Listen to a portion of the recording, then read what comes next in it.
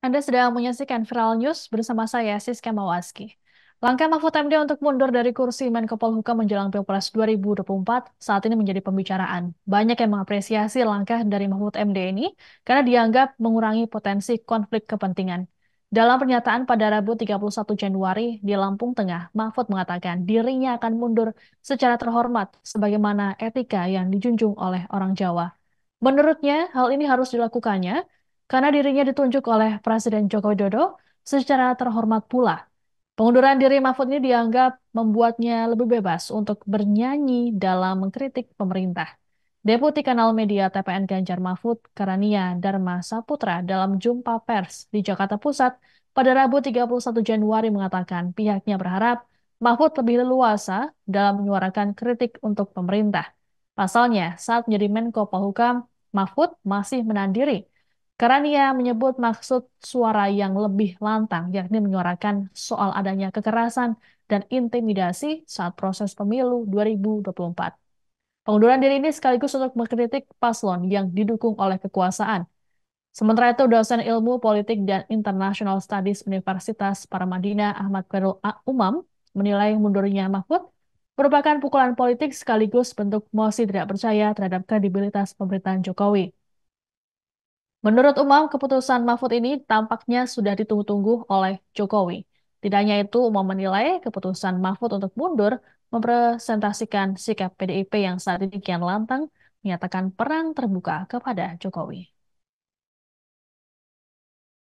Saya kira memang begini, waktu di Semarang saya juga kebetulan mendampingi Profesor Mahfud dan waktu itu memang disampaikan secara langsung oleh beliau bahwa ini merupakan kritik moral, protes moral gitu ya terhadap apa yang kita lihat dari hari ke hari, betapa kekuasaan, aparat dan fasilitas negara disalahgunakan secara sangat terbuka, secara sangat telanjang, secara sangat terang benderang untuk mendukung pasangan calon tertentu.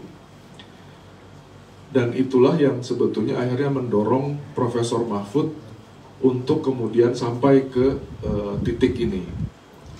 Nah, apalagi sekarang kita melihat terakhir beberapa waktu belakangan, ya kan beberapa hari yang lalu kita melihat juga ada statement yang juga sangat memprihatinkan banyak orang, yang kemudian membuat bahwa oh kalau begitu meskipun Anda sedang menjabat sebagai pejabat negara, Anda boleh-boleh saja memihak, Anda boleh-boleh saja berkampanye, yang secara tidak langsung mengimplikasikan bahwa dengan demikian maka firewall antara kekuasaan, fasilitas negara, dan aparat negara untuk menjamin sebuah keberlangsungan dari pemilu yang jujur dan adil tiba-tiba menjadi hilang gitu.